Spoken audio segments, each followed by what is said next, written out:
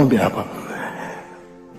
Cheki, ukiona husogei, pamoja na kwamba mawazo unayo, geti ya muda imekubana. Geti ya muda, geti ya muda. Unasema unajuaje? Kama uko mlangoni, mlango umefungwa, lakini uko mlangoni, kuna kucha, uko mlangoni, unashinda uko mlangoni, unalala uko mlangoni, unaamka uko mlangoni, unafanya shughuli zako uko mlangoni. Kwa nini? Mlango ukifunguliwa ni wa kwanza kutoka, mlango ukifunguliwa ni wa kwanza kutoka. Kwa hiyo umekaa hapo, umekaa hapo, unaona wengine wanavuka, wewe uvuki.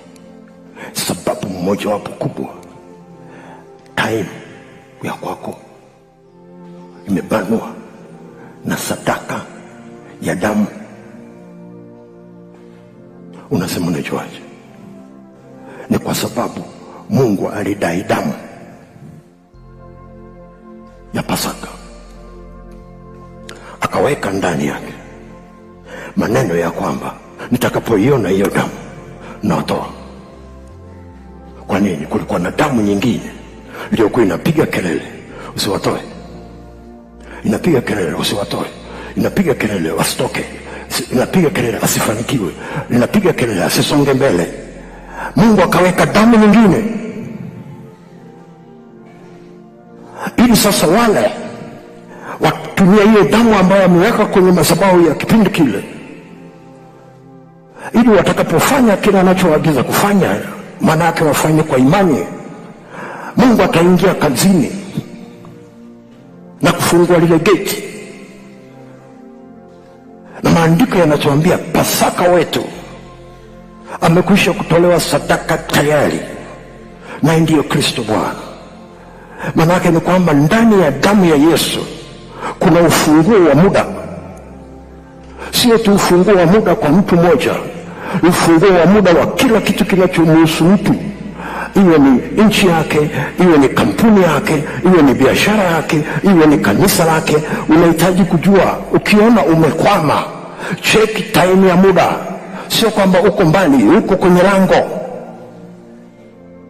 lakini hujapata ufunguo wa kufungulia. Na mimi nakupa ufunguo wa damu ya Pasaka.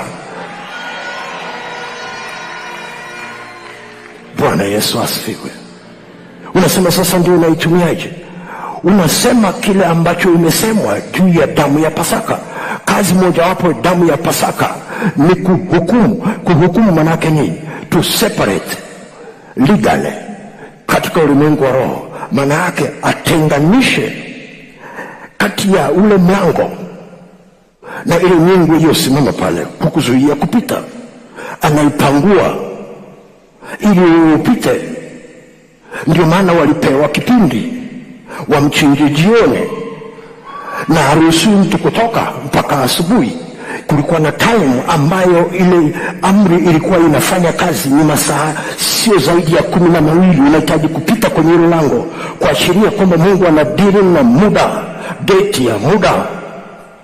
Ili unapoingia hapo sasa, ukifuata lango linafunguliwa, na ametaka ile damu ikae hapo, ina expire, muda wake ina expire.